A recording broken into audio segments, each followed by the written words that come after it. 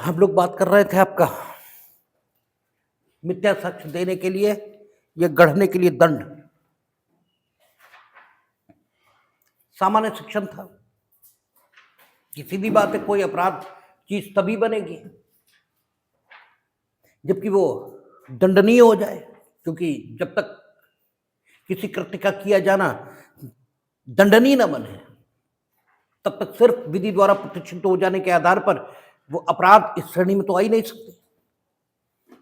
क्योंकि अगर कुछ किया जाना विधि द्वारा सिर्फ प्रतिषिद्ध है तो वो अवैध की कोटि में आता है, और अगर वो अवैध है तो जरूरी नहीं है कि उसके लिए दंड अनुतोष के तौर पर उपलब्ध हो, और बल्कि यह कहना भी अनावश्यक है। यह कहना ज्यादा ठीक है कि अगर कुछ अवैध है तो उसके लिए दंड अनुतोष के तौर पर उपलब्ध होगा ही नहीं। जो सिर्फ अवैध है उसके लिए दंड अनुतोष नहीं होता। उसके लिए जो अनुतोष होंगे वो क्या होंगे? या तो क्षतिपूर्ति या रेस्टिट्यूशन यानी प्रतिस्थापन। ठीक है ना, प्रतिस्थापन, रेस्टिट्यूशन यानी जो आपको मिलना चाहिए अगर वो दूसरे के पास पहुंच गया है तो वो आपको दिलाया जाएगा। और ये दिया कहां है? सीपीसी की धारा 144 रेस्टिट्यूशन की बात करती है।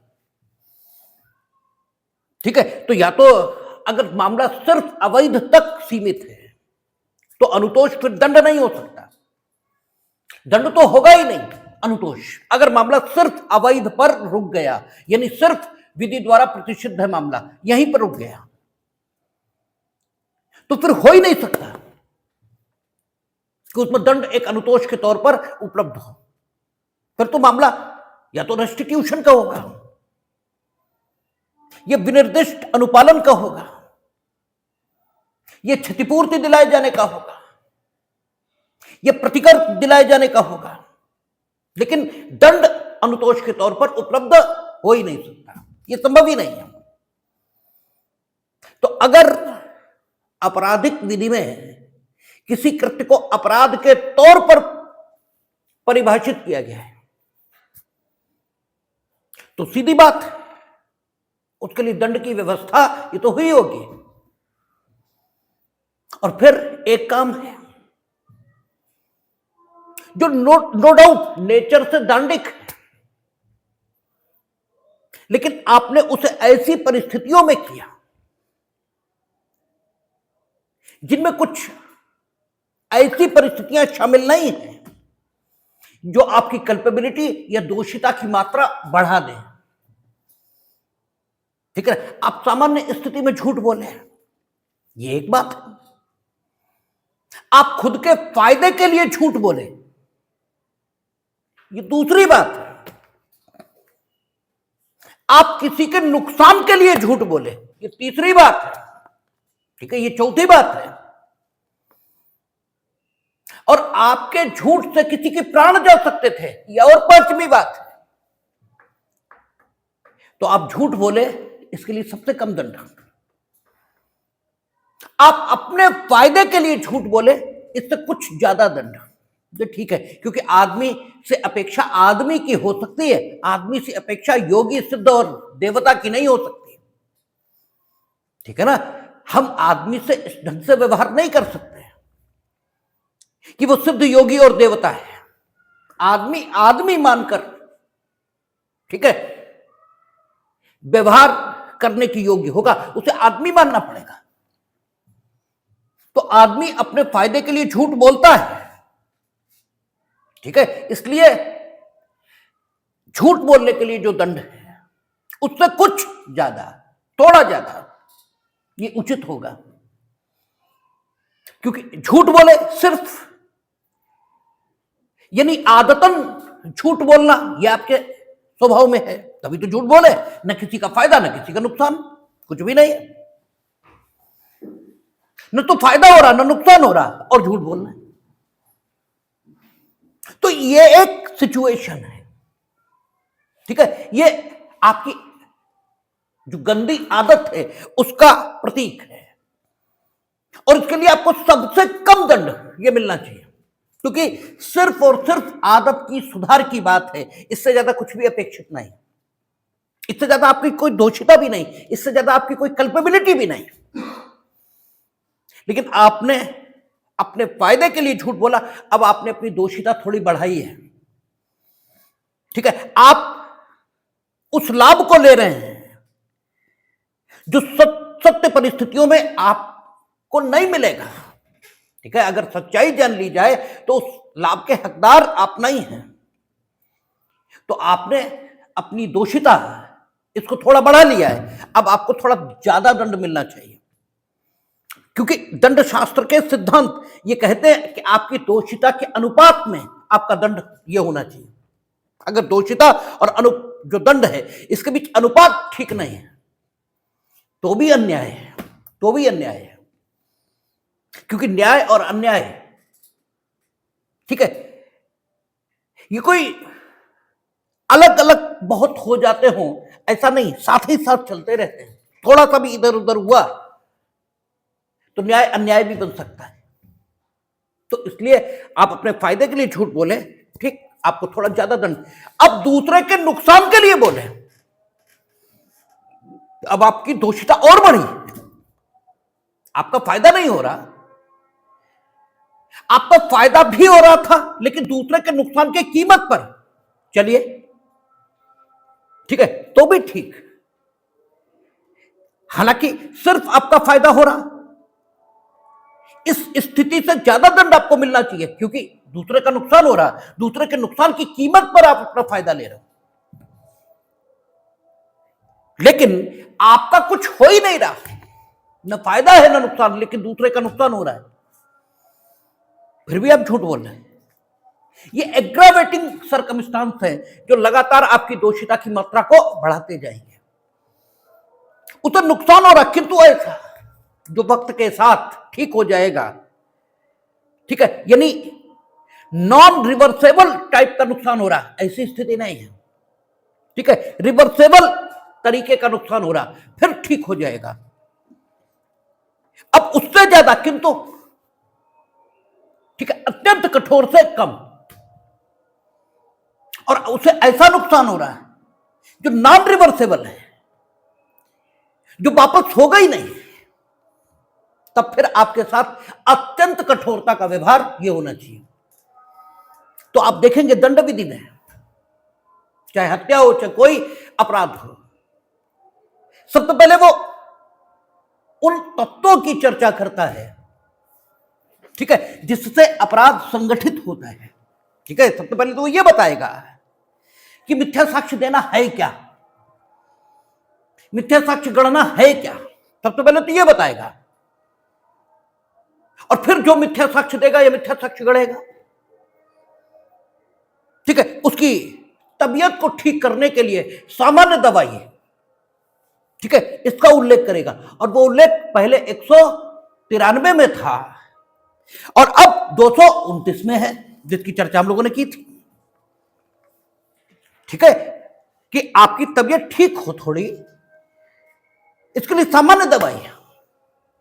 और फिर जैसे जैसे आप मिथ्या साक्ष्य देने की परिस्थितियों को बदलेंगे, यानी उनमें एग्रावेटिंग सर्कमस्टांस शामिल करते जाएंगे, वैसे वैसे दंड की मात्रा ये बढ़ती चली जाएगी। यानी ज्यों ज्यों आपकी कल्पेबिलिटी बढ़ेगी,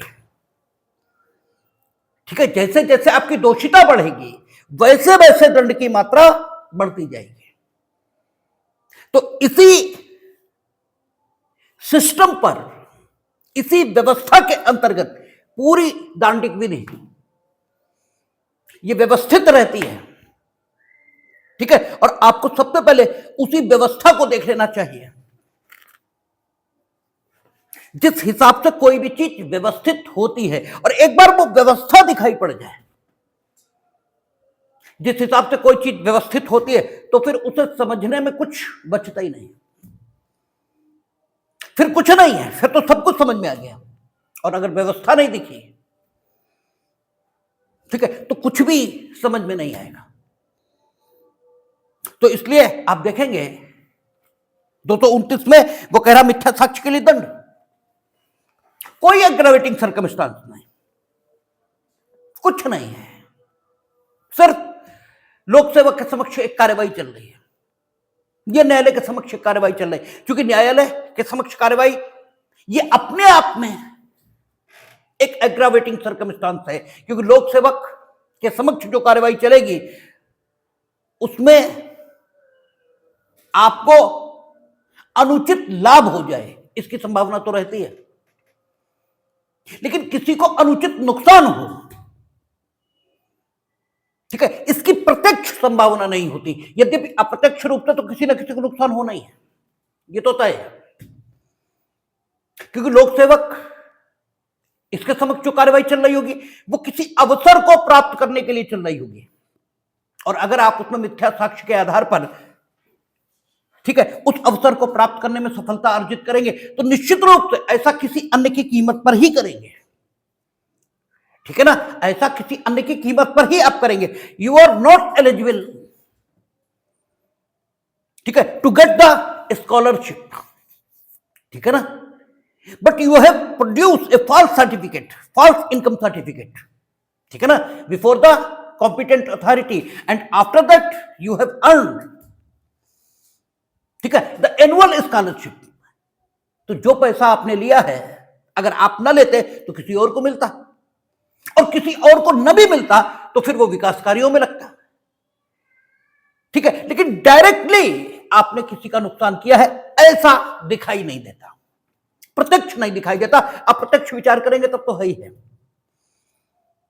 ठीक है। तो लोक सेवक इसके समक्ष चलने वाली कार्यवाहियों में आप अनुचित लाभ प्राप्त करते हैं, लेकिन प्रत्यक्ष रूप से कोई हानि उठाता है ऐसा दिखता नहीं, हालांकि अप्रत्यक्ष रूप से तो उठाता ही है, लेकिन जो न्यायालयीन कार्यवाहियां चल रही हैं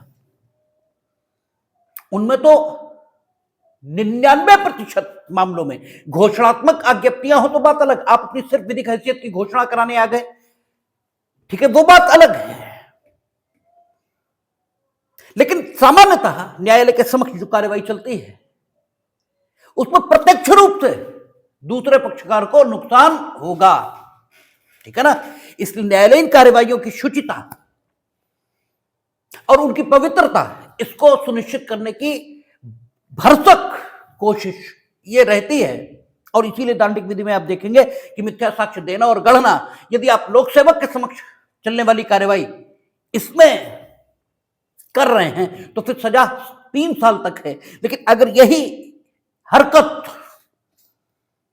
आपने न्यायालयीन कार्यवाहियों इनके समक्ष की है तो फिर सजा 7 वर्ष, यानी वर्धित, बढ़ी हुई सजा, वर्धित तो नहीं कहना चाहिए क्योंकि वही बात क्रिमिनल लॉ में जब वर्धित दंड एक विशेष स्थिति के लिए उन्होंने इस्तेमाल किया है तो फिर उस स्थिति से अन्यथा जो स्थितियां हैं उन स्थितियों के लिए वर्धित दंड शब्द का इस्तेमाल नहीं होना चाहिए, ठीक है ना। तो बढ़े हुए दंड की व्यवस्था होती है, कहता है जो कोई साक्ष्य,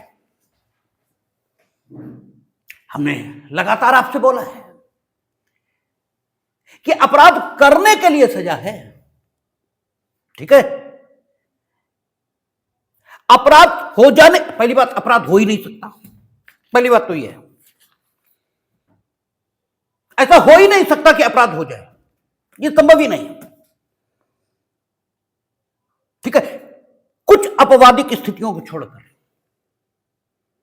वो अपवादिक स्थितियां कौन सी हैं? जब कठोर दायित्व है, कठोर दायित्व है, जहां कठोर दायित्व है, आपने डकैती डाली बस बात खत्म हो गई, क्यों डाली कैसे डाली इससे मतलब नहीं, द्विविवाह आपने किया बात खत्म हो गई, ठीक है, क्यों किया कैसे किया मतलब नहीं। और वहां भी देखेंगे, ठीक है, कि सेक्शन 96 लागू हो सकता है आईपीसी में, धमकियों द्वारा विवश किए गए व्यक्ति का काम, ठीक है, वो भी लागू हो सकता है, ठीक है। तो ज्यादा एप्रोप्रिएट यही कहना, ठीक है, ये कहना ज्यादा एप्रोप्रिएट है कि अपराध हो तो सकता ही नहीं, वो जब तक तुम करोगे नहीं तब तक होगा नहीं, ठीक है, जब तुम करोगे तभी होगा, ठीक है, क्योंकि वो कृत्य से होगा या लोभ से होगा, ठीक है, कृत्य या लोभ, इसके अलावा अपराध नहीं होता, ठीक है, क्योंकि अपराध की डेफिनेशन ही यही है कि कृत्य या लोभ ये जरूर होना चाहिए, और कृत्य हमेशा साक्ष्य। जब तक आप साक्ष्य कुछ नहीं करते तब तक कृत्य नहीं माना जाएगा। छोटा बच्चा है, ठीक है, मां फीडिंग करा रही थी, फीडिंग कराते कराते नींद आ गई, ठीक है, करवट आई, नाक बच्चे की कितनी बड़ी होती है, नाक और मुंह दोनों दबा और दम घुट गया और खत्म। तुम्हारे मार तो नहीं डाला, ठीक है, यद्यपि परिणाम तो मृत्यु ही है, ठीक है, लेकिन मारा तो नहीं, कृत्य तो नहीं हुआ, ठीक है, कृत्य नहीं है, और जब कृत्य नहीं तो हत्या नहीं, क्योंकि हत्या की डेफिनेशन कह रही है जो कोई मृत्यु कारित करेगा, मृत्यु हुई है, कारित नहीं की गई है, कृत्य नहीं हुआ है, और जो कृत्य नहीं तो परिणाम तो थोड़ा ना अपराध हो जाता है, ठीक है। हम जानते ही नहीं कि हम झूठ बोलना, ठीक है ना, हम सद्भाव पूर्वक ये कथन करना, और यही कह रहे हैं कि हम सद्भाव पूर्वक कथन करना। देखा है अपने दृष्टांत का, ठीक है, मेरा विश्वास झूठ है यद्यपि, लेकिन सद्भाव पूर्वक है, और हम अपने सद्भाव के बारे में ही कथन कर रहे हैं। हम ये नहीं कह रहे कि ऐसा है, हम ये कह रहे हैं कि जहां तक हमें पता है ऐसा ही है, हम कोई मिथ्या साक्ष्य नहीं दे रहे। तो साक्ष्य, ठीक है, या आशय के अलावा अन्य मानसिक तत्व जब तक दुराशय के तौर पर मौजूद न हो, कठोर दायित्व वाले अपराधों को छोड़कर अपराध तो हो ही नहीं सकता, ठीक है। अपराध तो तभी होगा जब आप करेंगे, ठीक है, जब आप करेंगे तभी अपराध होगा, ठीक है, ये तभी पाप होगा, क्योंकि पाप भी कृत्य है, ठीक है, और वो अपराध से ज्यादा बड़ा कृत्य है, क्योंकि अपराध से बचाने के लिए वकील उपलब्ध हैं, ठीक है। अपराध से बचाने के लिए अगर हम यथार्थवादियों की भाषा में कहें तो न्यायालय उपलब्ध है। यथार्थवादी तो यही कहते हैं कि बात ही गलत है कि न्याय पाने के लिए लोग न्यायालय जाते हैं, वो कहते नहीं, ठीक है, न्याय से बचने के लिए लोग न्यायालय जाते हैं। नीचे सजा हो गई, वो अपील में पहुंच गए, काहे के लिए, पता है उन्हें हम दोषी हैं, लेकिन दोष सिद्ध हो गए, अपील में पहुंच गए, न्यायालय लोग न्याय से बचने के लिए जा रहे हैं, ऐसा यथार्थवादियों का कहना है। और कुछ मतलब बहुत गलत भी नहीं है, ठीक है, बहुत गलत भी नहीं है। कहते कार्य कब्जा कर लेना, कब्जा तुम कर लेना, स्टे हम करा देंगे, ठीक है, तो पता है कि स्टे मिल जाएगा, ठीक है। तो पाप ज्यादा बड़ी चीज है, उससे बचाने के लिए कोई वकील, कोई न्यायालय ये उपलब्ध नहीं है, ठीक है। पाप भी जब आप करेंगे तभी होगा, जब आप नहीं करेंगे तो नहीं होगा, ठीक है। दोनों तरफ से, भीष्म ने भी लाखों बार डाले और अर्जुन ने भी लाखों बार डाले, ठीक है, और दोनों को स्वयं भगवान ने खड़े होकर गारंटी की तुम दोनों ही स्वर्ग जाओगे, स्वर्ग यानी जो भी, ठीक है, परम स्थिति हो सकती उसे प्राप्त हो गए, और स्वयं ईश्वर गारंटी कर रहा है, जिसे हमने ईश्वर माना। क्यों, दोनों ही कुछ नहीं मार रहे, दोनों ये मान रहे हैं कि हमें जो करने के लिए भेजा है भगवान ने, हम वो कर रहे हैं, इसलिए वो कुछ नहीं कर रहे, वो कृत्य नहीं कर रहे। आपके साथ बार बार कहते हैं, दिक्कत यही है कि जब बुरा होता है तब तो आपको ये बात याद रहती, जब अच्छा होता है तब आप बताते हैं हम ही ने किया है, ठीक है, ये दिक्कत है। अगर ये बात छूट जाए तो फिर आप कुछ नहीं करते, और इसीलिए संत जन जो हैं उनकी नजर में पापी भी वैसा ही है जैसा पुण्यात्मा है, ठीक है, दोनों एक बराबर है, क्योंकि दोनों ही कुछ नहीं करते, ठीक है। ये संत जानता है, वो दोनों हालांकि ये जानते हैं कि हम करते हैं, संत ये जानता है कि दोनों ही कुछ नहीं करते, ना ये पुण्य करता है ना ये पाप करता है,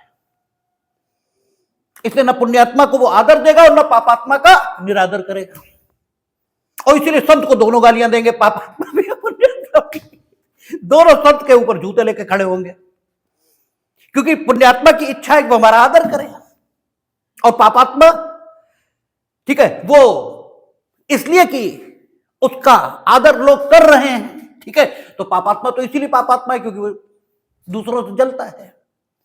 तो उसके पीछे दोनों हैं, दोनों उसके पीछे लाठी लिए खड़े हैं, लेकिन वो दोनों को समान स्तर पर ही रखता है, क्योंकि जब तक आपका आशय नहीं है तब तक आप कुछ नहीं कर सकते। अपराध बिना आशय के नहीं हो सकता।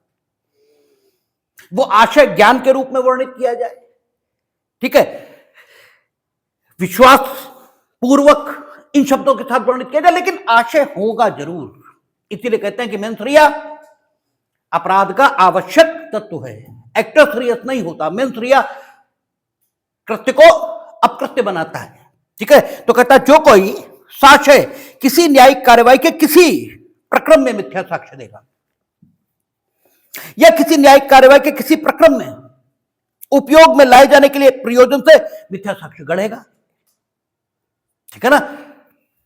गढ़ा और बात खत्म हो गई, ठीक है, गढ़ा आपने, बात खत्म हो गई। यद्यपि हमने कहा था कि कुछ उच्च न्यायालयों ने इसके विपरीत भी मत दिया है कि जब तक वो न्यायालय में दे ना दिया जाए, ठीक है, लेकिन जो डेफिनेशन कह रही वो इतना ही कि मिथ्या साक्ष्य गढ़ा और अपराध हुआ, वो दोनों में से किसी बात के कारावास से जिसकी अवधि 7 वर्ष तक की हो सकेगी दंडित किया जाएगा, और 10,000 रुपए तक के जुर्माने से भी दंडित किया जाएगा। और जो कोई उपधारा 1 में निर्दिष्ट व्यक्ति से निर्दिष्ट से भिन्न किसी अन्य मामले में, कानून की डेफिनेशन ऐसे ही होती है, और हीगल कहता है ऐसी ही होनी भी चाहिए, ठीक है, ताकि कभी जरूरत पड़े तो हम बढ़ा सकें। न्यायालय इसके समक्ष चलने वाली कार्रवाइयों को हमने अलग कर दिया, बाकी सारे मामले अलग कर दिए। उन्होंने किसी अन्य मामले में साक्ष्य मिथ्या साक्ष्य देगा, यानी लोक सेवक के समक्ष दे, किसी अन्य मामले में दे, वो मामला कोई हो सकता है जहां साक्ष्य के आधार पर निर्णय होना हो, ऐसा कोई भी मामला, ठीक है, किसी अन्य मामले में साक्ष्य मिथ्या साक्ष्य देगा या गढ़ेगा, वह दोनों में से किसी बात के कारावास से जिसकी अवधि 3 वर्ष तक की हो सकेगी। और ये डिफरेंस जिस अंतरक पर आधारित है उसकी चर्चा हमने की है कि न्यायालय के समक्ष जो कार्रवाइयां चलेंगे उनमें आवश्यक रूप से दूसरे को नुकसान होगा ही होगा, ठीक है, और जो अन्य मामलों में कार्रवाइयां चलेंगी उनमें आवश्यक नहीं है कि दूसरे को नुकसान हो, ठीक है, ये जरूरी नहीं।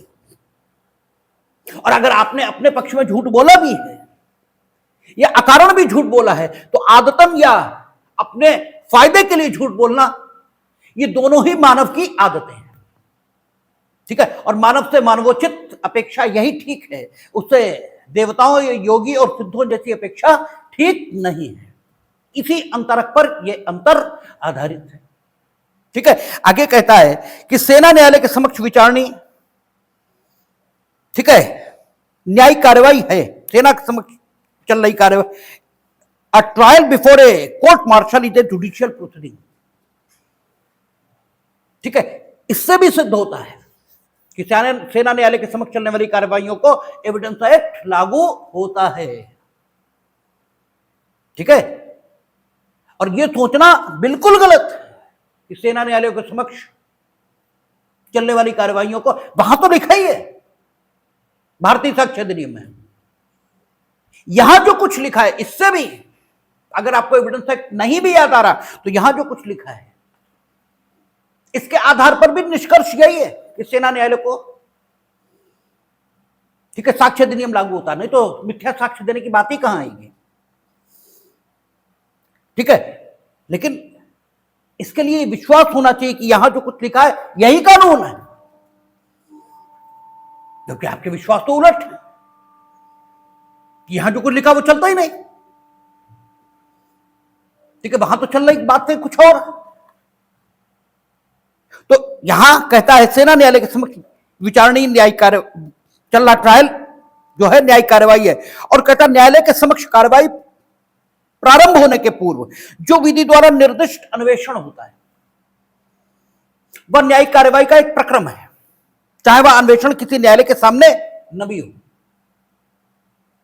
वैसे नहीं है न्यायिक कार्रवाई, लेकिन इस, ठीक है, इस धारा के लिए वो न्यायिक कार्रवाई है,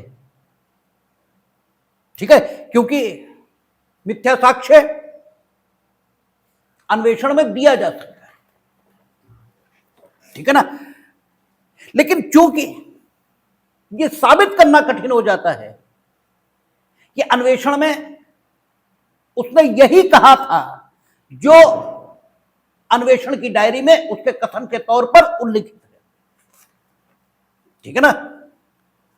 ये साबित करना बेहद टफ है, क्योंकि आपको मालूम है 180 बीएनएसएस या 161 सीआरपीसी, वहां क्या लिखा है? हस्ताक्षर नहीं होंगे। ठीक है? अन्वेषण के दौरान विवेचना अधिकारी से जो कथन किए जाएंगे। 164 सीआरपीसी, उसमें कथन, चलिए धारा 79 एविडेंस एक्ट, उसकी पुराना वाला है। ठीक है? उसकी सहायता से अगर हम पढ़ें तो चलो हम ये कह सकते हैं कि इस साक्षी ने जो कथन किए थे वो उस वातावरण में किए थे जिस वातावरण का उल्लेख स्वयं न्यायिक मजिस्ट्रेट ने, ठीक है, अपने समक्ष उल्लिखित किए जाने वाले कथन में किया है कि इसने स्वयं बताया और हमने स्वयं लिखा। इतना ही तो किया जा सकता है, और वो भी उपधारित किया जा सकता है। उदाहरणा इसका मतलब क्या है? जब तक विपरीत सिद्ध न हो। इतना ही तो है। चलो हम ये मान लेते हैं कि वो सही है, लेकिन ट्रायल में वो कहता है कि हमसे तो पुलिस वालों ने कहा था कि ऐसा, जैसा तुमने मजिस्ट्रेट के सामने कहा है, अगर विचारण में ऐसा कहा तो हम तुम्हें उठाकर पटक देंगे, या तुम मजिस्ट्रेट के सामने यही कहना, इसलिए हमने कहा था। अब आप कैसे साबित करेंगे कि उसने स्वतंत्रता पूर्वक वो कथन किए थे? इसलिए आइडियली यहां लिख दिया गया है, आइडियली तो ये लिख दिया गया कि अगर कभी ऐसा हो पाए कि हम ये साबित कर पाए कि अन्वेषण में तुमने मिथ्या साक्ष्य दिया था, ठीक है, और उसके कारण विचारण में, ठीक है, दिक्कत हुई है, ये तो विचारण से ही तय होगा कि तुमने अन्वेषण में मिथ्या साक्ष्य दिया था या नहीं। ठीक है ना? तो हम ऐसे व्यक्ति को दंडित करने के लिए कानून में पर्याप्त आधार पाएं, इसके कारण से यहां स्पष्टीकरण 2 शामिल कर दिया गया है। प्रैक्टिकली अन्वेषण में किसी ने मिथ्या साक्ष्य दिया है, इसे साबित करना बहुत कठिन होता है, बहुत कठिन। और उच्चतम न्यायालय ने भी कहा कि जब तक स्पष्ट रूप से यह साबित न हो कि अन्वेषण में इसने जो कहा था वो मिथ्या साक्ष्य की कोटि में था, ठीक है ना, तब तक इसे दंड नहीं देना चाहिए। जब तक बहुत विश्वसनीय साक्ष्य से ऐसा साबित ना हो रहा, क्योंकि अभी यह कह रहा है कि हमने अन्वेषण में जो कुछ कहा वो पुलिस के दबाव में कहा। सही बात हमने ट्रायल में बताई। अब बात दोनों हो सकती है, दोनों बातें हो सकती है। इसने ट्रायल में सही बात बताई है, अन्वेषण में पुलिस के दबाव में ये झूठ बोला था, ये भी हो सकता है। अन्वेषण में इसने कहा मिस्टर ए को कत्ल करते हमने देखा, विचारण के समय ये कह रहा मिस्टर ए जब कत्ल कर रहे थे तो हम तो, या मिस्टर ए ने कत्ल किया या नहीं किया हमें नहीं मालूम, क्योंकि हम तो प्रश्नगत समय पर कलकत्ते में थे। अब ये हो सकता है दुनिया में ऐसे लोग शायद ही मिलेंगे जो कलकत्ते के टिकट 20 साल तक संभाल के रखे। ठीक है, नहीं होता है सामान्य तौर पे। आप कैसे साबित करेंगे कि कलकत्ते में ये नहीं था, ये घटना स्थल पर मौजूद था? इसने जो न्यायालय में कहा यह भी असत्य हो सकता है, और इसने जो अन्वेषण में कहा वो भी असत्य हो सकता है। बातें दोनों असत्य हो सकती हैं। अच्छा, साक्ष्य का सिद्धांत क्या है? जब तक किसी का दोष युक्ति संगत संदेह के परे साबित न हो उसे दंडित मत करिए। तो अभियुक्त तो छूट गया, अभियुक्त तो छूट गया, इसके ये कहते ही अब इसे हम दंडित कर सकते हैं बहुत हद भाई, कि तुमने अन्वेषण में ये कहा, विचारण में ये कह रहे हो, तो अभियुक्त को तो हम छोड़ रहे लेकिन तुम्हें दंडित करेंगे। लेकिन इसे भी दंडित अगर हमने किया और 1% के विचारण में सही कह रहा था, ठीक है, 1% के विचारण में ठीक कह रहा था, वाकई ये कलकत्ते में था और इसने एको मारते नहीं देखा, तो कॉमन नॉलेज का विषय ये भी है कि पुलिस अपने मन से बयान लिख लेती है 180 161 के, क्योंकि उस पर हस्ताक्षर होता ही नहीं। तुम जो नहीं कहते वो भी वो लिख देते हैं। अब अगर इसे हमने दंडित कर दिया तो आगे जो साक्षी आएंगे वो वही कहेंगे जो पुलिस कहलवाएगी या पुलिस उनका लिख देगी, ठीक है ना। वो जानेंगे कि पुलिस ने ये झूठ लिखा है, फिर भी वो न्यायालय में झूठी कहेंगे इस डर से कि नहीं तो हम दंडित हो जाएंगे मिथ्या साक्ष्य देने के लिए, ठीक है। तो न्यायालय न्याय के बजाय अन्याय के उपकरण ज्यादा बन जाएंगे। इसलिए आप कचहरी में रोज देखेंगे कि अन्वेषण में साक्षियों ने कुछ कहा होता है और वो विचारण में कुछ कहते हैं और एक भी साक्षी के विरुद्ध मिथ्या साक्ष्य देने के लिए कार्यवाही नहीं होती है, न दंडित किया जाता है मिथ्या साक्ष्य देने के लिए। जबकि स्पष्टीकरण में यह लिखा है कि अन्वेषण न्याय, ठीक है, न्यायिक कार्यवाही का एक प्रक्रम माना जाएगा और इसमें से आपकी धारणा यह बनने लगती है कि कानून लागू ही नहीं होता, ठीक है, कि आपकी धारणा यह बनती है। आप प्रैक्टिकल कठिनाइयां और ये अंतिम स्थिति है उन दशाओं के लिए कि जब जाहिरा शेख, ठीक है, गोधरा ट्रायल में, ठीक है, जाहिरा शेख को दंडित कर दिया था, ठीक है, क्योंकि वो बार बार अपना बयान बदल रही थी, बार बार अपना बयान बदल रही थी। और सुप्रीम कोर्ट ने जब इन्वेस्टिगेशन कराया तो ये पाया कि उनके अकाउंट में पैसे भी आए हैं, ठीक है, और कोई ज्ञात स्रोत बता नहीं पाई कि ये पैसे कहां से आए, ठीक है। जब ऐसा एविडेंस मिलने लगा कि आपने जानबूझकर विचारण में गलत बोला है तो दंडित भी कर दिया, ठीक है। तो अपवादिक स्थितियों में ही इस स्पष्टीकरण का प्रयोग हो पाता है, अदरवाइज इसका सामान्य तौर पर प्रयोग नहीं होता। लेकिन एज अ विद्यार्थी, ठीक है, सैद्धांतिक तौर पर अन्वेषण में अगर आपने मिथ्या साक्ष्य दिया है, ठीक है, तो विचारण के समाप्त होने पर यदि ये पाया गया कि अन्वेषण में भी आपने मिथ्या साक्ष्य दिया था तो आपको दंडित किया जा सकता है, ये माना जाएगा, ठीक है ना। दृष्टांत बता रहा है, यह अभिनिश्चय करने के प्रयोजन से कि क्या या को विचारण के लिए सुपुर्द किया जाना चाहिए, यानी कमिटल प्रोसीडिंग्स चल रही है, विचारण के लिए सुपुर्द करना, इसी को तो कमिटल कहते हैं, ठीक है ना। जो 210 सीआरपीसी में वो 210 बीएनएसएस और 190 सीआरपीसी में होती हैं, ठीक है। यह अभिनिश्चय करने के प्रयोजन से कि क्या या को विचारण के लिए सुपुर्द किया जाना चाहिए मजिस्ट्रेट के समक्ष जांच में, क्योंकि मजिस्ट्रेट के समक्ष जो कुछ चलेगा वो जांच है, ठीक है ना। और क्योंकि विचारण के लिए सुपुर्द करने की कार्रवाई चल रही, इसका मतलब विचारण करने में मजिस्ट्रेट सक्षम नहीं है, ठीक है, या तो सक्षम नहीं, या मजिस्ट्रेट इस बात की ही तो जांच कर रहा है कि हम विचारण करने के लिए सक्षम हैं या नहीं, ठीक है। तो विचारण तो अभी प्रारंभ नहीं हुआ और अन्वेषण खत्म हो चुका है, ठीक है। और चूंकि न्यायालय कर रहा है तो अन्वेषण तो ये हो ही नहीं सकता और विचारण अभी प्रारंभ नहीं हुआ, ठीक है। तो फिर जांच ही है। कहता है यह अभिनिश्चय करने के प्रयोजन से कि क्या या को विचारण करने के लिए सुपुर्द किया जाना चाहिए मजिस्ट्रेट के समक्ष जांच में का शपथ पर कथन करता है, जिसका वह मिथ्या होना जानता है, जान रहा है कि मिथ्या कथन कर रहे हैं। यह जांच न्यायिक कार्रवाई का एक प्रक्रम है, इसलिए कहा मिथ्या साक्ष्य दिया है, ठीक है ना।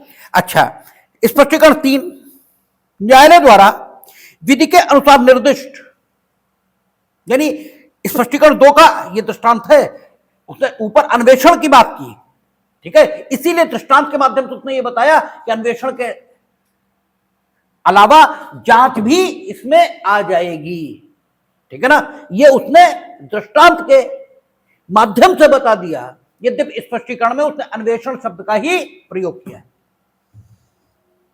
लेकिन विचारण से पूर्व अपराधों के संबंध में जांच मजिस्ट्रेट करते हैं, इस तथ्य को लेजिस्लेचर ने ध्यान में रखते हुए दृष्टांत के माध्यम से उस बात को भी कह दिया।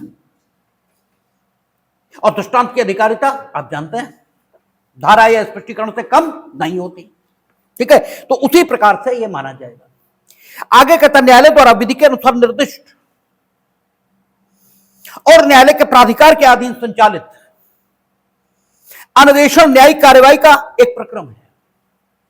विधि के अनुसार निर्दिष्ट और न्यायालय के प्राधिकार के अधीन संचालित। ठीक है, न्यायालय के प्राधिकार के हर अन्वेषण 159 के लाइट में देखेंगे, 159 सीआरपीसी के। ठीक है, तो 175 बीएनएसएस यानी 156 हो गया, 176 आपका 157 हो गया, 177 158 हो गया। ठीक है, तो 178 बीएनएसएस और 159 सीआरपीसी। तो जितने अन्वेषण चलेंगे वे न्यायालय के पर्यवेक्षण के अधीन है, प्राधिकार के अधीन है।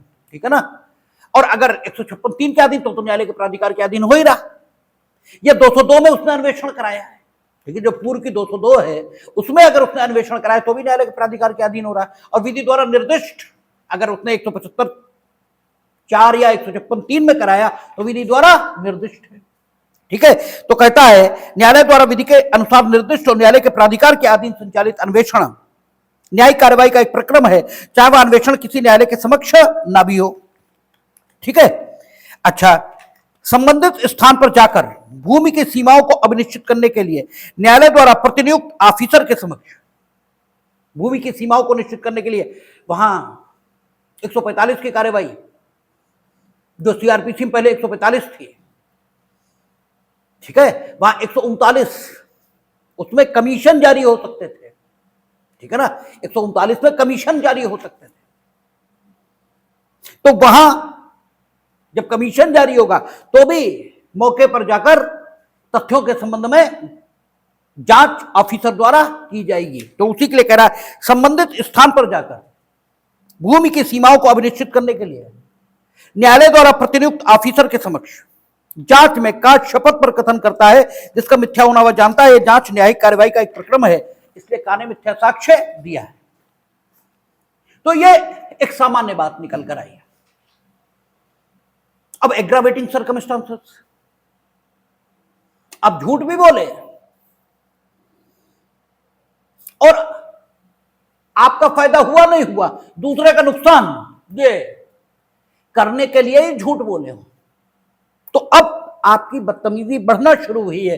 अब आपकी जो कल्पेबिलिटी और दोषिता है उसने बढ़ना शुरू कर दिया। इसलिए आप देखेंगे कि अब इसमें एग्रावेटिंग सर्कमस्टांसेस आएंगी और उसी के आधार पर दंड में बढ़ोतरी ये होती जाएगी। कहेगा मृत्यु से दंडनीय अपराध, मृत्यु से दंडनीय अपराध के लिए दोष सिद्धि कराने के आशय से मिथ्या साक्ष्य देना या गढ़ना, यानी आप व्यक्ति का जीवन ही ले रहे हो। ठीक है, लेना जीवन या न लेना ये तो आपके हाथ में ही नहीं है। वही हम सुबह भी चर्चा कर रहे थे कि युधिष्ठिर से यक्ष ने पूछा कि दुनिया में सबसे बड़ा आश्चर्य क्या है, तो उन्होंने कहा सबसे बड़ा आश्चर्य तो यही है कि दुनिया में कुछ भी कभी भी नया होता ही नहीं, कुछ भी कभी भी नया नहीं होता। और फिर भी आदमी ये मानता है कि मेरे साथ ऐसा नहीं होगा, कुछ भी कभी भी आज तक नया हुआ ही नहीं है। जो कुछ आपके साथ हो रहा है वो सब दूसरों के साथ हो चुका है। ठीक है, फिर भी आप ये मानने को तैयार नहीं हो कि आपके साथ, ठीक है, वैसा नहीं होगा, वो या वैसा होगा जैसा दूसरों के साथ हुआ, ये बात मानने को तैयार नहीं। और मजेदारी ये है कि स्वयं आपका अनुभव ये है, स्वयं आपका, कि जो आप चाहते हो, ठीक है, जरूरी नहीं वो हो, स्वयं आपका अनुभव ये है। और फिर भी आप ये मानते हो कि हम करेंगे और हम कर लेंगे। आप कहते हो ना अब की तो ऐसा करके ही रहेंगे, और क्योंकि आपका पूर्व का अनुभव क्या है कि लाखों बार आपने जो करना चाहा वो कभी नहीं हुआ, और जो आपने कभी नहीं करना चाहा, कुछ भी नहीं करना चाहा, वो हो गया।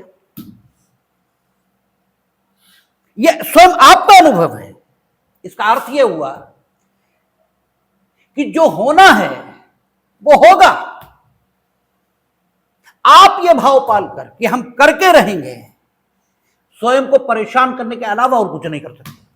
अगर हार तय है तो होगी। आप हार नहीं बचा सकते, आप अपनी परेशानी बचा सकते, ठीक है, इससे ज्यादा आप कुछ नहीं कर सकते। तो मजेदार यही है कि आप खुद ये जानते हैं कि मेरे किए कुछ होगा ये तय नहीं है, फिर भी आप घोषणा करते हैं कि हम तो करके ही रहेंगे। ये कर्ता होने में जो सुख है, ठीक है, ये मजेदार है, ठीक है। तो यहां आप सिर्फ जो कर सकते हो क्या, किसी को मृत्युदंड या आजीवन कारावास से दोष सिद्ध कराने के लिए मिथ्या साक्ष्य दे सकते हो। इससे ज्यादा कुछ करना आपके बस में नहीं है। लेकिन आपने अगर ऐसा कर दिया तो आप जो अपने पार्ट पर कर सकते थे वो सब हो गया, वो सब तो आपने कर दिया, ठीक है। इसलिए आपका दंड अब बढ़ना चाहिए।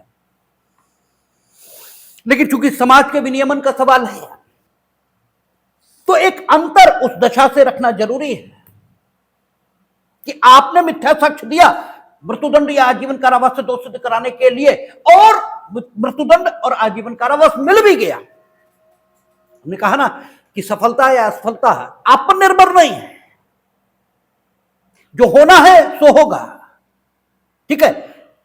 आप कुछ नहीं कर सकते, आप सिर्फ इतना ही कर सकते हो, खुद को तनाव में रख सकते हो, खुद को ये चाह कर कि हम ऐसा करें, ठीक है, ये चाहकर आप सिर्फ खुद को तनाव में रख सकते हैं, इसके अलावा कुछ नहीं कर सकते। यह आपकी इच्छा है, खुद को तनाव में रखकर वो होने दें जो होना है, और खुद को बिना तनाव में रखें वो होने दें कि जो होना है, ठीक है। तो आप तो मिथ्या साक्ष्य दे सकते थे, आपने दिया आजीवन कारावास या मृत्युदंड से दोष सिद्ध करा देने के लिए। तो आपके दंड में पूर्व की स्थिति से बढ़ोतरी ये तो होनी चाहिए। लेकिन जिसके विरुद्ध दिया मिथ्या साक्ष्य उसका दुर्भाग्य है, ये कुछ ज्यादा काम कर रहा था और वो हो भी गया संयोग से। संयोग से ही होता है, सब कुछ संयोग से हो रहा है, संयोग से वो हो भी गया जिसके लिए आपने मिथ्या साक्ष्य दिया था। तब आपका दंड और ज्यादा बढ़ना चाहिए, ठीक है ना, क्योंकि आपने संयोग से ही सही, लेकिन आप सफल हो गए, ये सही है, ठीक है ना। हालांकि सफलता और असफलता संयोग से ही घटित हो रही, लेकिन हुई तो जब हुई तो फिर दंड में अंतर आना चाहिए। तो आपका 230 और 231 कहता है, जो कोई भारत में तत्समय प्रवृत्त विधि के द्वारा मृत्यु से दंडनीय अपराध के लिए किसी, अब जो कोई भारत में तत्समय प्रवृत्ति संहिता के मुताबिक नहीं कहा उसने, इस संहिता में नहीं कहा उसने, इसका मतलब यह हुआ कि सेक्शन हर प्रकार के अपराध को लागू हो जाएगा, ठीक है ना। कहता है जो कोई भारत में तत्समय प्रवृत्त विधि के द्वारा मृत्यु से दंडनीय अपराध के लिए किसी व्यक्ति को दोष सिद्ध कराने के आशय से या संभाव्यता तद्द्वारा दोष सिद्ध कराएगा, यह जानते हुए, आपका आशय ना हो, जान तो रहे थे कि क्या परिणाम आ सकते हैं, ठीक है, जानते हुए मिथ्या साक्ष्य देगा या गढ़ेगा वह आजीवन कारावास से, ठीक है। बहुत कठिन, मृत्युदंड से दंडित कराने के आशय से सिर्फ दिया है, यद्यपि मृत्युदंड मिला भी नहीं, ठीक है। आजीवन कारावास से दोष सिद्ध कराने के आशय से मिथ्या साक्ष्य दिया है, मिला नहीं है, तो भी आजीवन कारावास या कठिन कारावास से, जिसकी अवधि 10 साल तक की हो सकेगी, दंडित किया जाएगा और 50,000 रुपए के जुर्माने। दंडों में बहुत कठोरता आई है, ठीक है। आईपीसी में इतने कठोर दंड नहीं थे, या यूं कहें बहुत सरलता आई है, क्योंकि 1860 में जब आईपीसी बनी तब अगर 1000 रुपए का भी दंड लिखा है तो जो प्रेमचंद हीरा मोती नामक बैल खरीदने के लिए लोन लेते घूम रहे हैं, उनकी कहानी का नायक, तो उस समय 1000 रुपए, और वो भी प्रेमचंद तो 1900, ठीक है, कुछ की बात है भाई, हमें जीएस नहीं आती, लेकिन प्रेमचंद का काल मेरा ख्याल है 1920-30 इसके आसपास रहा होगा। 1860 1920-30 बहुत अंतर है। और उस समय भारत में ठीक है, बैलों की जोड़ी खरीदने के लिए 4-5 रुपए ब्याज पर लिए जा रहे हैं। तो अगर 1860 में किसी में 1000 रुपया लिखा है, तो आज अगर 50,000 भी लिख दिया तो भी उसके तुलना में यह बड़ा सरल दंड है। ठीक है, तो अगर 50,000 रुपए तक के जुर्माने से भी दंडनीय होगा। फिर कहता है यदि निर्दोष व्यक्ति दोष सिद्ध किया जाए, और यदि किसी निर्दोष व्यक्ति को उपधारा 1 में निर्दिष्ट ऐसे मिथ्या साक्ष्य के परिणाम स्वरूप दोष सिद्ध किया जाए। अब देखिए, निर्दोष लगाकर उसने मामले को और बढ़ाया, ऊपर वाला, ठीक है, वो 304 का दोषी है। 304 में तो चलो आजीवन कारावास फिर भी है, वो एक्सीडेंटल डेथ का दोषी है, एक्सीडेंटल डेथ का 2 ही साल तो है सजा, कुछ बढ़ के कुछ परिस्थितियों में 5 साल हो गई। ठीक है, 106 सबसेक्शन 1, ठीक है, और आप बता रहे हो कत्ल है, ठीक है, और मिथ्या साक्ष्य साक्ष्य दे रहे हो, ठीक है, नो डाउट उसने अपराध किया है, लेकिन मृत्यु से दंडनीय ये तो नहीं किया। नो डाउट वो निर्दोष नहीं है, लेकिन उस अपराध का दोषी भी नहीं है। ठीक है, जो तुम बता रहे हो, तो भी 230 सबसेक्शन 1 आएगा।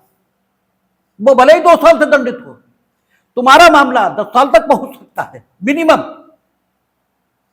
ठीक है, मिनिमम क्यों, 10 साल तक, हाँ 10 साल तक या मृत्युदंड और आजीवन कारावास तक भी जा सकता है।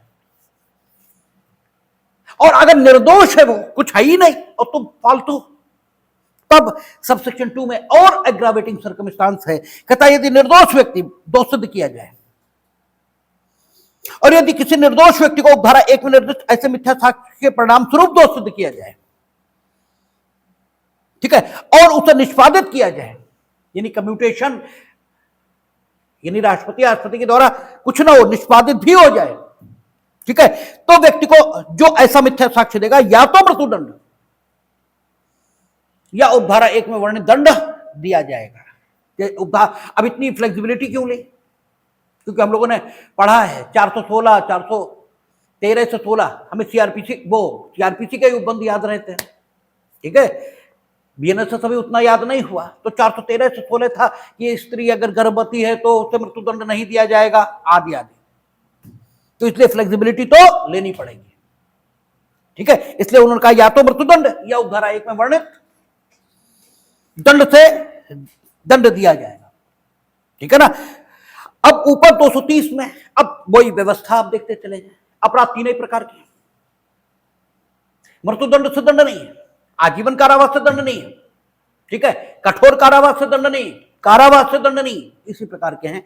इसी ऑर्डर में पढ़ते चले जाए, 230, 231, 232, 233, कुछ ही नहीं। ठीक है, तो अब कहता है 231 आजीवन कारावास या कारावास, क्योंकि मृत्युदंड ऊपर आ गया, तो जो बचा वो आजीवन कारावास और कारावास ही बचा। ठीक है, तो उसके लिए व्यवस्था का क्रम वैसा ही रहेगा। ठीक है, कि आजीवन कारावास से नो डाउट दोषी है, किंतु आजीवन कारावास जिसमें दिया जा सकता ऐसे अपराध का दोषी नहीं, और आप मिथ्या साक्ष्य दे रहे हैं। ठीक है, तो 231 सबसेक्शन 1 निर्दोष व्यक्ति, ठीक है, नहीं इसमें नहीं है, अच्छा इसमें विभाजन वैसा नहीं है जैसा ऊपर है 230 में, 231 में नहीं है वैसा विभाजन। कहता जो कोई इस आशय से या यह संभाव्य जानते हुए कि एतद द्वारा वह किसी व्यक्ति को ऐसे अपराध के लिए जो भारत में तत्समय प्रवृत्त विधि द्वारा मृत्यु से दंडनीय न हो, किंतु आजीवन कारावास से 7 वर्ष या उससे अधिक की अवधि के कारावास से दंडनीय हो, दोष सिद्ध कराए, मिथ्या साक्ष्य देगा या गढ़ेगा, वह वैसे ही दंडित किया जाएगा जैसे वह व्यक्ति दंडनीय होता जो उस अपराध के लिए दोष सिद्ध होता है। होता उसने कहा, यह नहीं कहा कि दोष सिद्ध व्यक्ति को जितना दंड मिलेगा उतना ही इसे दिया जाएगा, नहीं, यह नहीं कहा उसने। ठीक है, क्योंकि अगर यह पता लग गया है कि इसने मिथ्या साक्ष्य दिया तो वो तो दोषमुक्त हो ही जाएगा। अरे भाई, जब ये पता ही लग गया कि इसने मिथ्या साक्ष्य दिया है तो वो तो दोषमुक्त होगा ही होगा, वो दोषमुक्त हो गया। ठीक है, तो आपको उसके बराबर दंड कैसे मिलेगा। ठीक है, अच्छा चलो आपने मिथ्या साक्ष्य दिया, ठीक है, आपने मिथ्या साक्ष्य दिया और वो दोषी था। अन्य साक्षियों ने सच्चा साक्ष्य दिया और वो भी दोष सिद्ध हुआ। अन्य साक्षियों ने भी साक्ष्य दिया, ठीक है, सच्चा साक्ष्य दिया और वो घटना में दोषी था, दोष सिद्ध हो गया। तुमने झूठा दिया, क्योंकि तुम तो, वहां तो यह भी लिखा है कि जिसका सच होना आप नहीं जानते, जिसका सच होना आप नहीं जानते, भले ही वो सच हो, लेकिन अगर आप कह रहे हैं तो आप मिथ्या साक्ष्य के ही दोषी हैं।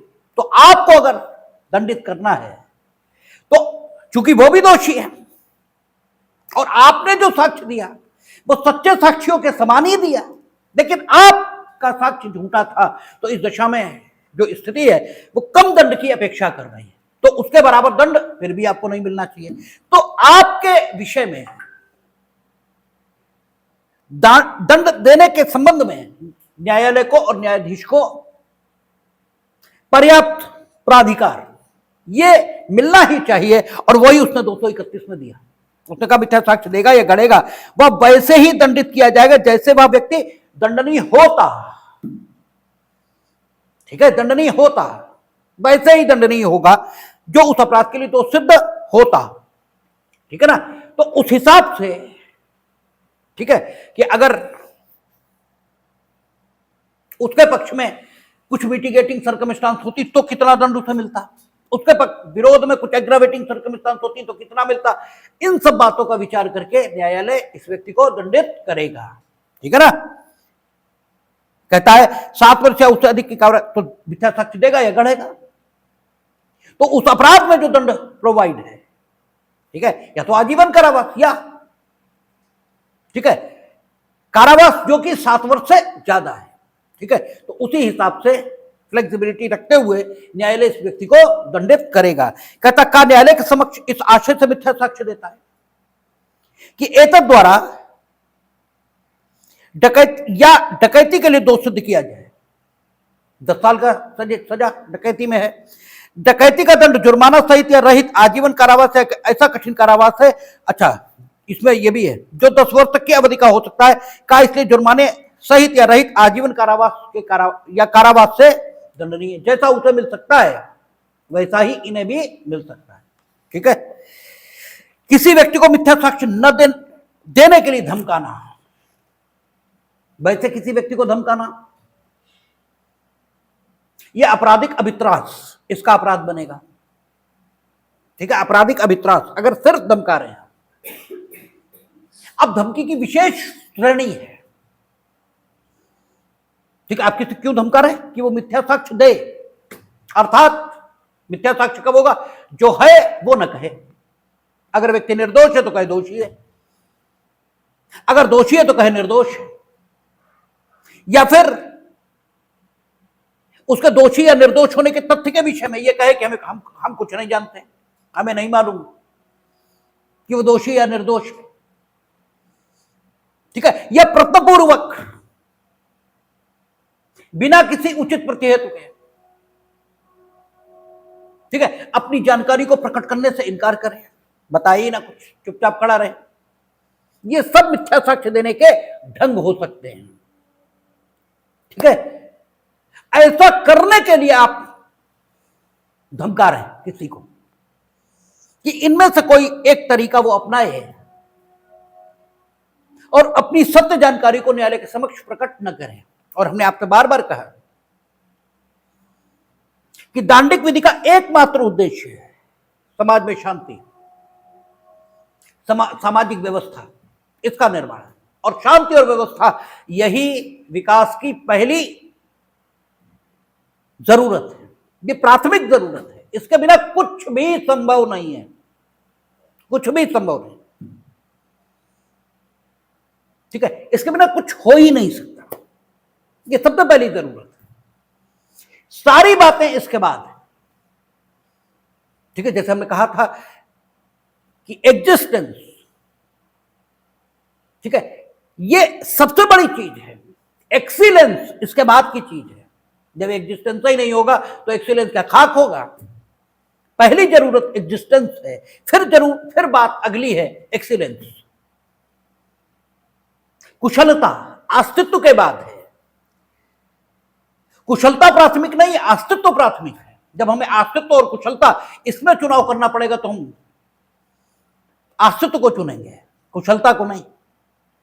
ऐसे ही शांति और कुछ और, इसमें जब भी चुनना होगा तो शांति को चुनेंगे। और हमने आपसे कई बार कहा कि कृष्ण या अंगद के शांति दूत बन के जाने के पीछे जो सिद्धांत है वो यही है। राम डर नहीं गए थे रावण से जो अंगद को शांति दूत बना के भेज रहे थे। पांडव डरे हुए नहीं थे कि कृष्ण को, ठीक है, हालांकि कृष्ण तो खुद ही अपनी इच्छा से शांति दूत बन के गए, तो कृष्ण डरते नहीं थे उनसे कि साहब जो है शांति की भीख मांगने गए हो, क्योंकि शांति किसी भी दशा में सस्ती है। और दंड विधि शांति स्थापना का प्रयास है, व्यवस्था का प्रयास है, इसलिए। और शांति व्यवस्था दंड विधि स्थापित कैसे करेगी? साक्ष्य के आधार पर। भाई साक्ष्य के आधार पर दंड विधि शांति और व्यवस्था स्थापित करेगी, क्योंकि यही सबसे सुरक्षित तरीका। हम ये नहीं कह रहे कि यही सर्वश्रेष्ठ, ठीक है, ये तो खैर कहना पड़ेगा सर्वश्रेष्ठ और सुरक्षित तरीका। हम ये नहीं कह रहे कि इससे वाकई न्याय होगा, लेकिन इसके अलावा कोई रास्ता भी नहीं, ठीक है। तो साक्ष्य के आधार पर ही शांति और व्यवस्था स्थापित होगी। और तुम साक्ष्य देने से रोकने के लिए किसी को धमका रहे हो, और अगर वो धमक गया तो मिथ्या साक्ष्य नहीं देगा, ठीक है। और यह भी हो सकता है वो न धमके और फिर भी मिथ्या साक्ष्य दे, लेकिन जो भी परिणाम हो, अगर मिथ्या साक्ष्य देगा वो धमक कर, ठीक है, तो उससे भी हम निपटेंगे, क्योंकि मिथ्या साक्ष्य देने या गढ़ने के लिए हम उसे भी दंडित करेंगे। क्योंकि आपकी अपेक्षा यह कि आप अपने व्यक्तिगत हितों को सामाजिक हितों पर कभी भी अधिमान न दें। आपने ऐसा कैसे किया? किसी ने धमकाया और तुमने मिथ्या साक्ष्य देना शुरू कर दिया। अब वो भी दंडित होगा जिसने तुम्हें धमकाया और तुम भी होगे, ठीक है। आपकी अपेक्षा यह कि आप धमके नहीं और फिर भी सत्य बात ही कहें, लेकिन जिसने धमकाया उसका इस बात से कोई संबंध नहीं कि तुम धमके या नहीं धमके, ठीक है। इसलिए इस धारा को जोड़ा गया था संशोधन से, क्योंकि वर्तमान समय में ये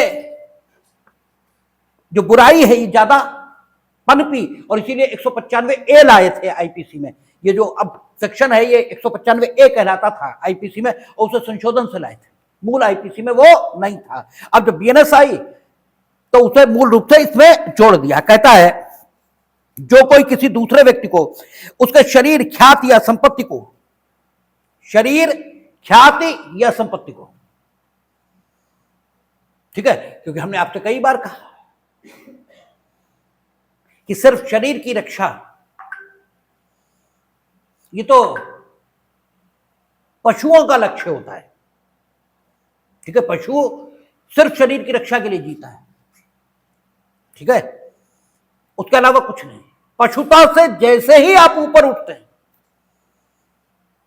वैसे ही संपत्ति का विचार आपके मन में आता है, फिर ख्याति का विचार अपने मन में आता है, ठीक है। तो शरीर, संपत्ति और ख्याति है। और जो सज्जन पुरुष बताए गए वो तो ख्याति, इसी की चिंता करते हैं। हालांकि हम उन्हें भी सज्जन पुरुष नहीं मानते, क्योंकि चिंता तो किसी की होनी नहीं चाहिए। काय बात की चिंता? तुम हमें बुरा कहोगे इसलिए हम, ठीक है, तुम्हारी बात कहने लगे। क्यों कहें? कहते रहो बुरा, जाओ क्या कर लोगे मेरा। अरे तुम्हारे अच्छा और बुरा कहने से हम अच्छे और बुरे हो जाएंगे। तुम पहुंचाते रहो, मेरी ख्याति को तुम खूब जो मन आए सो कहो, क्या कर लोगे मेरा।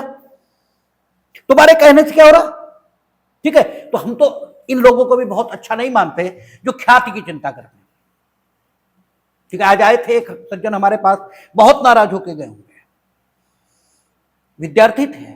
एक दिन आए थे हमारे पास, किताबें लिखा ले गए। आज आए, बोले सर हमने वो किताबें देखी तो थी, बड़ी लेंथी थी, ठीक है, इसलिए हमने देखी नहीं। हमने कहा यही कारण है कि हम किसी किताब बताते भी नहीं, बताते ही नहीं है, क्योंकि हमें मालूम है कि वो नहीं देखेगा। क्योंकि व्यक्ति का ये अहंकार है, वो ये मानने को ही तैयार नहीं कि वो अब तक जिस रास्ते पर चला है वो गलत है, ये मानने को ही तैयार नहीं। ठीक है। जिस दिन बोले नहीं खैर हम ये तो मानते हैं, हमने ना गलत नहीं मानते हो, क्योंकि तुम जिस रास्ते को गलत मानते हो वो कभी तुम अपनाते ही नहीं। तुम्हें ऐसा लगता है कि ये रास्ता गलत है तो उस पर तो तुम जा ही नहीं सकते, तुम्हें मार मार के भेजा जाए तो भी नहीं जाओगे। ठीक है, बोले नहीं वो हम मेहनत तो करना चाह, गलत। हमने कहा नहीं, तुम चाहते तो ये हो कि सब कुछ तुम्हें फ्री मिल जाए, तुम्हें कुछ ना करना पड़े और तुम्हें सब कुछ मिल जाए, चाहते तो तुम ये हो। झूठ बोल लो मेरे सामने, अगर तुम वाकई वो चाहते हो, ठीक है, तो तुम मेरे बताए रास्ते पर चलते, तब तुम कंसाइज फॉर्म नहीं ढूंढ रहे होते कि कंसाइज फॉर्म में नोट्स मिल जाए और हम सेलेक्ट हो जाए। नहीं होगा ऐसा। और तुम कह रहे हो 1 साल हम पढ़ने, हम हो जाएंगे सेलेक्ट। हमने कहा अगर तुम 1 साल पढ़ के सेलेक्ट हो जाना तो तुम आना और तुम खुद को महाविद्वान घोषित कर देना, और बिल्कुल सही होगा, क्योंकि तुम्हारी जो वर्तमान स्थिति है इसमें अगर तुम 1 साल पढ़ के सेलेक्ट हो जाओ तो तुम खुद को इतना विद्वान मान लेना जितने इस कचेरी में तो कोई नहीं है, इतना विद्वान मान लेना। जाओ 1 साल पढ़ के नहीं होगे सेलेक्ट, ठीक है, तो हमसे नाराज तो बहुत ढंग से हुए होंगे, लेकिन हमारी आदत ऐसी ही है। तो हम ख्याति वैध की चिंता नहीं करते, करते रहो, तुम्हारे करने से क्या हो रहा है, लेकिन ख्याति व्यक्ति की है और उसकी चिंता करता है आदमी। और कानून आम आदमी के हिसाब से बनाया जाएगा, हमारे जैसे दुराग्रहियों के हिसाब से नहीं बनता। आम आदमी ये कानून बनाने वालों की निगाह में होता है, और वो शरीर, ख्याति और प्रतिष्ठा तीनों की चिंता करता है। इसलिए कहता है जो कोई किसी दूसरे व्यक्ति को उसके शरीर, ख्याति या संपत्ति को, अथवा ऐसे व्यक्ति के शरीर, ख्याति या ख्याति को जिसमें वह व्यक्ति हितबद्ध है, यानी उसके माता जी, उसके पिताजी, उसके भाई, उसके बहन, उनको, ठीक है, वह व्यक्ति हितबद्ध है, यह कारित करने के आशय से कोई क्षति करने की धमकी देता है कि वह व्यक्ति मिथ्या साक्ष्य दे, तो वह दोनों में से किसी बात के कारावास से जिसकी अवधि 7 वर्ष तक की हो सकेगी या जुर्माने से, या दोनों से दंडित किया जाएगा। ठीक है, अगर आप किसी के शरीर को, किसी की संपत्ति को, किसी की ख्याति को क्षति पहुंचाने की धमकी दोगे, या वो व्यक्ति जिससे हितबद्ध है उस व्यक्ति को शरीर, ख्याति या संपत्ति की क्षति पहुंचाने की धमकी दोगे, और वो भी आशय आपका क्या है कि वो मिथ्या साक्ष्य दे, तो आप वो मिथ्या साक्ष्य देगा या नहीं देगा इसका सवाल नहीं है। देगा तो अपना किया भुगतेगा। 193, 94, 95, 193, 94, 95 निकल रहा मुंह से, ये जो 229, 30, 31 है इसमें अपना किया भुगतेगा। ठीक है, लेकिन उसने नहीं भी दिया मिथ्या साक्ष्य तो भी तुम 232 में, 232 सबसेक्शन 1 में दंडित हो गए 7 साल तक के लिए। और कहता है यदि कोई निर्दोष व्यक्ति उपधारा 1 में निर्दिष्ट ऐसे मिथ्या साक्ष्य के परिणाम स्वरूप मृत्यु से या 7 वर्ष के अधिक के कारावास से दोषित और दंडाधिष्ट किया जाता है, तो ऐसा व्यक्ति जो धमकी देता है उसी दंड से दंडित किया जाएगा और उसी रीति में और उसी सीमा तक दंडाधिष्ट किया जाएगा जैसे निर्दोष व्यक्ति दंडित और दंडाधिष्ट किया गया है। इसमें उन्होंने साफ साफ वो कहा कि निर्दोष व्यक्ति जिस ढंग से दंडित हुआ है उसी ढंग से आप भी होंगे। ठीक है, तो ये आपका मिथ्या साक्ष्य। आगे कहता है उस साक्ष्य को काम में लाना जिसका मिथ्या होना ज्ञात है। ठीक है, आपको मालूम है कि मिथ्या साक्ष्य है। जो कोई किसी साक्ष्य को जिसका मिथ्या होना या गढ़ा होना वह जानता है, सच्चे या असली के रूप में भ्रष्टता पूर्वक उपयोग में लाएगा। भ्रष्टता पूर्वक, भ्रष्टता पूर्वक कहा है, उसने बेईमानी से कपट पूर्वक नहीं कहा है, क्योंकि बेईमानी और कपट के अर्थ परिभाषित हैं। बेईमानी में उसने कहा किसी को लाभ किसी को हानि, ठीक है, मोटे तौर पे। अन्यथा तो वो ये कहता है कि लाभ जिसका वो हकदार नहीं, हानि आदि आदि, मोटे तौर पे किसी को लाभ किसी को हानि। कपट पूर्वक, जब तक धोखा ना देने का आशय ना हो कपट नहीं हो सकता। ठीक है, बेईमानी पूर्वक, कपट पूर्वक नहीं कहा, उसने कहा भ्रष्टता पूर्वक। भ्रष्टता पूर्वक का मतलब यह हुआ कि हमने आपके विरुद्ध यह दावा संसद कर रखा कि अमुक मकान मेरा है, जबकि मेरा नहीं है, मेरा नहीं है। ठीक है, और हमने उस मकान में हम रहते हैं, इस तथ्य को साबित करने, मालिकाना हक को साबित करने के लिए नहीं, मालिकाना हक को साबित करने के लिए नहीं। वहां हम रहते हैं परमानेंटली, ताकि यह दर्शित करने में सहायता मिले कि हम मालिक हैं। ठीक है ना, यह दर्शित करने में सहायता मिले। मिथ्या साक्ष्य का उपयोग किया, जो हम जानते मिथ्या है, तो हम इस मिथ्या साक्ष्य का उपयोग भ्रष्टता पूर्वक कर रहे हैं। ठीक है ना, बेईमानी पूर्वक नहीं कर रहे हैं, क्योंकि हमारा अगर यह आशय हो कि उससे मालिकाना हक दर्शित करेंगे जो कि मेरा नहीं है, तब तो मालिक को नुकसान पहुंचा रहे हैं उस साक्ष्य के उपयोग से। ठीक है, यह धोखा देने की कोशिश कर रहे हैं। अगर हम यह दर्शित करें कि हम मालिक हैं उस साक्ष्य के आधार पर, मालिक नहीं दर्शित कर रहे हैं, हम केवल इतना दर्शित कर रहे हैं कि हम वहां रह रहे हैं। रहना तो किराएदार के नाते भी हो सकता है, अतिचारी के नाते भी हो सकता है, लेकिन इससे यह दर्शित करने की प्रवृत्ति भी मिलती है, इससे यह भी दर्शित होता है कि हम मालिक भी हो सकते हैं। इससे यह तो दर्शित होता है कि हम मालिक भी हो सकते हैं। तो हमने साक्ष्य को भ्रष्टता पूर्वक उपयोग में लाए हैं। यह स्थिति भ्रष्टता पूर्वक उपयोग में लाने की है। इस भ्रष्टता पूर्वक शब्द से मामला आगे बढ़ गया, यानी बेईमानी पूर्वक आप उपयोग में लाए, कपट पूर्वक उपयोग में लाए, तो भ्रष्टता पूर्वक आप 100% उपयोग में लाए हैं। अगर केवल बेईमानी पूर्वक या कपट पूर्वक लिख देते तो भ्रष्टता पूर्वक वाले छूट जाते हैं। ठीक है ना, इसलिए कोई ना छूटे, इसके लिए उन्होंने भ्रष्टता पूर्वक शब्द का उपयोग कर लिया। ठीक है, इसमें बेईमानी पूर्वक कपट पूर्वक वो भी आएगा, और जो बेईमानी पूर्वक और कपट पूर्वक नहीं होंगे वे भी आ जाएंगे। ठीक है, तो जानते बूझते भ्रष्टता पूर्वक आप मिथ्या साक्ष्य का उपयोग करते हैं, यह इस धारा के अंतर्गत दंडनीय बनाया गया है। ठीक है, मिथ्या प्रमाण पत्र जारी करना या हस्ताक्षरित करना, कहता है मिथ्या प्रमाण पत्र। ठीक है, कहता है जो कोई ऐसा प्रमाण पत्र जिसका दिया जाना या हस्ताक्षरित किया जाना विधि द्वारा अपेक्षित, विधि द्वारा, ये नहीं मेडिकल सर्टिफिकेट मिथ्या बना दिया, इट इज, वो तो रोज ही बनता है, लिखते हैं। ठीक है, it is certified that mister such and such, ठीक है, इज, ठीक है, आपका वो suffering from chronic disease such and such. ठीक है, अक्सर तो लिख देते हैं जॉइंटिस प्लस डायबिटीज।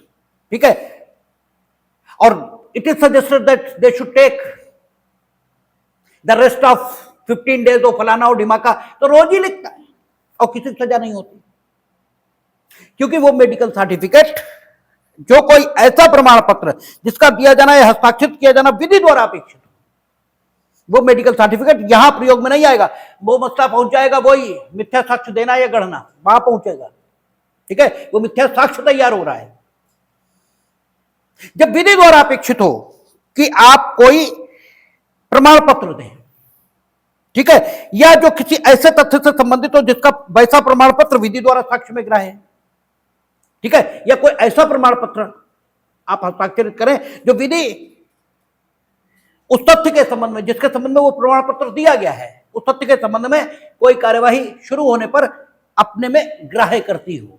ठीक है, प्रमाण पत्र के रूप में, यह जानते हुए या विश्वास करते हुए किसी तात्विक बात के बारे में मिथ्या है, वैसा प्रमाण पत्र जारी करेगा या हस्ताक्षरित करेगा, वह उसी प्रकार दंडित किया जाएगा मानो उसने मिथ्या साक्ष्य दिया है, मानो उसने मिथ्या साक्ष्य दिया है।